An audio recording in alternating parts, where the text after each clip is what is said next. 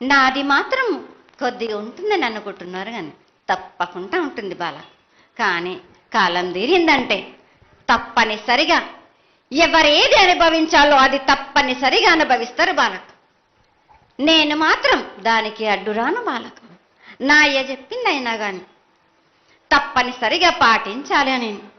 కానీ మీరు కూడా నాకు సంతోషపెట్టడమేగా, సక్రమంగా పూజలు జరిపించండి, కొద్దిగైనా నాకు రక్తం చూపించండి. ఇది వరకు నేను చేసిందంతా మీరు సంతోషంగానే అందుకుంటున్నానే.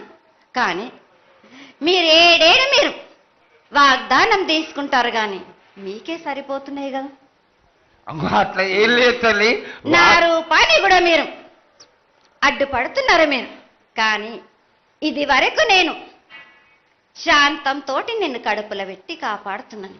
ఈ ఏడు జరిపించలేకపోతే నేను మాత్రం ఎవరెవరు అడ్డుపడుతారో వారికి నేను రక్తం గక్కేలా నేను చేస్తాను.